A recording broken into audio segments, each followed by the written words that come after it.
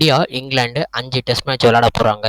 India வந்து squad அறிவிச்சிட்டாங்க first 2 மேட்ச்சுக்கு. இப்போ தான் நியூஸ் வந்துச்சு, விராட் கோலி வந்து வித்ட்ரான் வாங்கிட்டாராம் ஃபஸ்ட்டு 2 டெஸ்ட்லேருந்து. ஏன்னு தெரில, அவர் பர்சனல் ரீசன்ஸ்க்காண்டி வித்ட்ரான் வாங்கிட்டாரு. அவர் ஃபஸ்ட்டு 2 டெஸ்ட்டுக்கு விளையாட மாட்டாராம். இன்னும் ரீப்ளேஸ்மெண்ட் யாருன்னு இன்னும் சொல்லலை.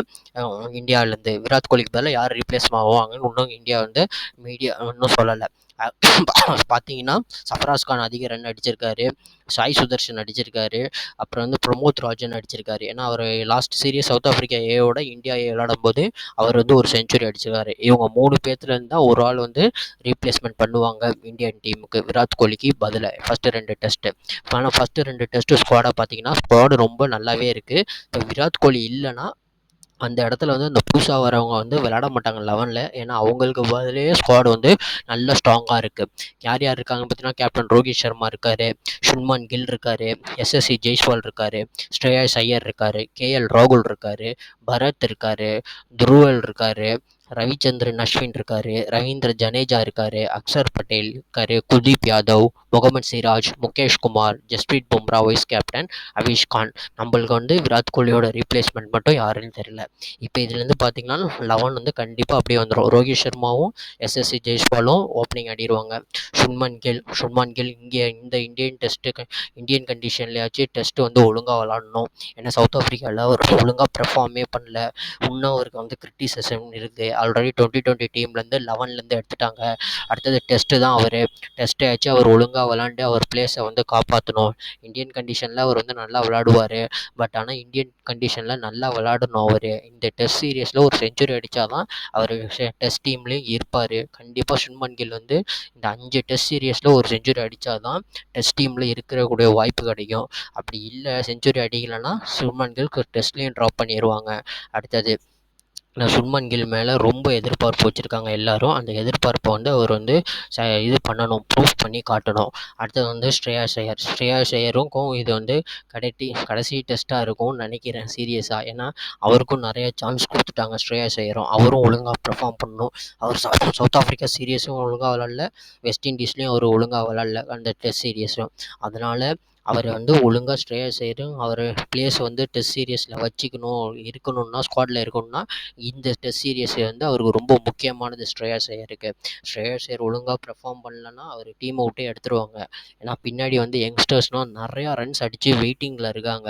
அவங்களாம் டீமுக்குள்ளே கண்டிப்பாக வந்துடுவாங்க. அதனால் ஸ்ரேயாஸ் ஐயருக்கு வந்து இது வந்து ரொம்ப முக்கியமான சீரியஸாக இருக்கும். அடுத்தது வந்து கேஎல் ராகுல் வந்து சவுத் ஆஃப்ரிக்காவில் 100 அடித்தார்.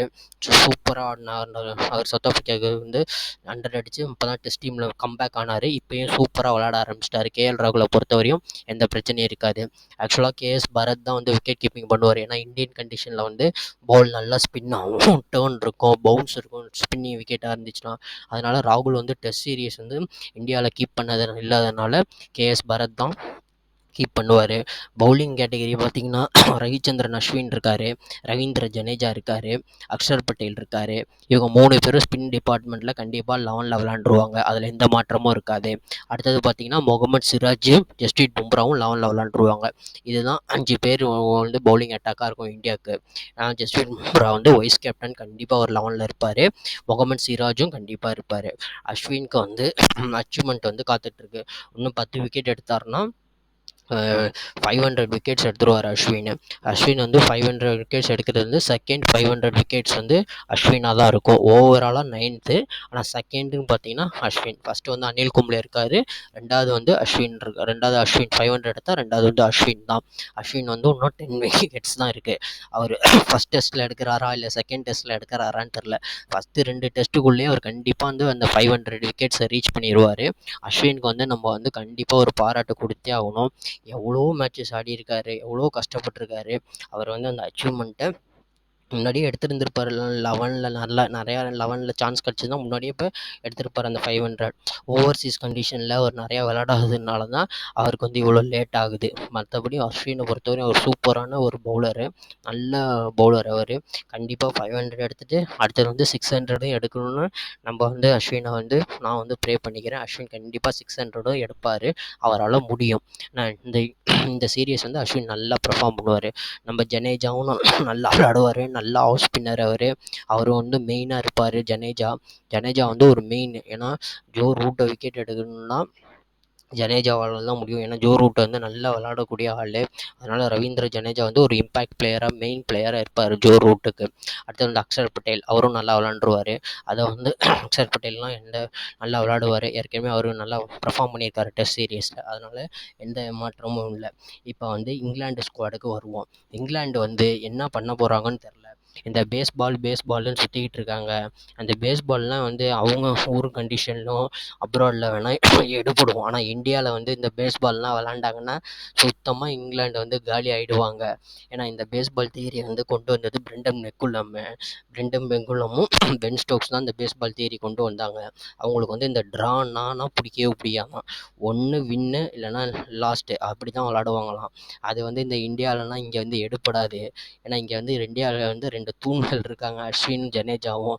விக்கெட்ஸ் எல்லாம் எடுத்து தள்ளிட்டு போயிடுவாங்க. அதனால் இந்த பேஸ்பால் தியரி வந்து இந்தியாவிலலாம் ஒர்க் ஆகாது. ஏன்னா இந்தியா வந்து கண்டிஷன்ஸ் எல்லாம் ரொம்ப ஸ்பின்னிங் விக்கெட்டாக இருக்கும், ரொம்ப பவுன்ஸியாக இருக்கும் விக்கெட்டு. பவுன்ஸினா ஸ்பின்னில் வந்து பால் பவுன்ஸ் ஆகும். ஃபாஸ்ட் பவுலிங் பவுன்ஸியாக இருக்குது, ஸ்பின்னில் பால் பவுன்ஸ் ஆகும். ஃபாஸ்ட் டேர்னராக இருக்கும், டேர்னிங் விக்கெட்ஸ் நிறையா இருக்கும். அதனால் வந்து இந்த பேஸ்பால் தியரினா வந்து இங்கே எடுபடாது இங்கிலாந்துக்கு. ஃபஸ்ட்டு டெஸ்ட் வந்து ஹைட்ராபாடில் விளாட்றாங்க. ஹைட்ராபாட் கண்டிஷன்னால் நல்லா பால் வந்து டேர்ன் ஆகும், நல்லா பேட்டிங் விக்கெட்டு. ஹைட்ராபாட்னால் நல்லா ரன்ஸும் அடிக்கலாம், நல்லா விக்கெட்ஸும் டேர்ன் ஆகும். டே 2 டே 3லனா நல்லா டேர்ன் ஆரம்பிச்சிடும். இந்த பேஸ்பாலை வந்து இங்கிலாந்து வந்து எப்படி விளாட போகிறாங்கன்னு தெரில.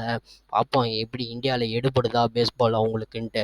ஃபஸ்ட்டு டெஸ்ட் வந்து ஹைட்ராபாடில் விளாட்றாங்க. ஹைட்ராபாடு ஸ்பின்னிங் விக்கெட் தான். 2வது டெஸ்ட் வந்து வைசாக்ல விளாட்றாங்க. வைசாக்னு சொல்லவே தேவையில்ல, பால் நல்லா திரும்பும், நல்ல டேர்னிங் ட்ராக்காக இருக்கும். ஃபஸ்ட்டு 2 டெஸ்ட்லேயே தெரிஞ்சிடும் அவங்களோட பேஸ்பால் தியரி வந்து எப்படி விளாட போகிறாங்க. பேஸ்பால் தியரி வந்து இந்தியாவில் ஒர்க் ஆகுமா ஒர்க் ஆகாதான்னு ஃபஸ்ட்டு 2 டெஸ்ட்லேயே தெரிஞ்சிடும். ஏன்னா அவங்களும் நல்ல ஸ்பின்னர்ஸ்லாம் வச்சுருக்காங்க. அதுவும் ஜேம்ஸ் ஆண்டர்சன் மறுபடியும் 41 இயர்ஸில் வந்து விளாட்றாரு இந்தியாவில். எவ்வளோ பெரிய விஷயம் பாருங்கள் அவர் விளாட்றதுன்னா. இந்த வயசுலேயும் அந்த கமிட்மெண்ட்ஸ் அந்த ஃபிட்னஸ் லெவல்லாம் வச்சுருக்காருன்னா ஜேம்ஸ் ஆண்டர்சனுக்கு ஒரு ஹேட்ஸ் ஆஃப். அப்புறம் அவங்களோட மெயின் பிளேயரான யங் சென்சேஷனல் பிளேயர் வந்து ஹரி ப்ரூக் வந்து அவர் வந்து இந்த டெஸ்ட் சீரீஸ்லேருந்து விட்ரான் வாங்கிட்டாரு. ஏன்னா பர்சனல் ரீசன் சொல்கிறாங்க. அவருக்கு என்ன பர்சனல் ரீசன்ஸ்னு நம்மளுக்கு தெரில. அவரும் 2 இப்போ தான் வந்து அந்த இந்தியாவோட டெஸ்ட் சீரீஸ்லேருந்து நான் விட்ரான் வாங்கிட்டேன்னு சொல்லிட்டாரு. ஹரி ப்ரூக்கும் இன்னமேட்டு இந்த டெஸ்ட் சீரீஸ் 5 சீரீஸ்லையும் இருக்க மாட்டாராம் ஹரி ப்ரூக்கும். அதனால் அவங்களோட சென்சேஷனல் பேட்டர் ஹரி ப்ரூக்கும் இல்லை. அதே அவங்களுக்கு வந்து ஒரு பெரிய ட்ராபேக்காக இருக்குது இங்கிலாந்துக்கு. அவங்க எப்படி அந்த ஸ்குவாடை வந்து மேக் பண்ண போகிறாங்கன்னு தெரியல.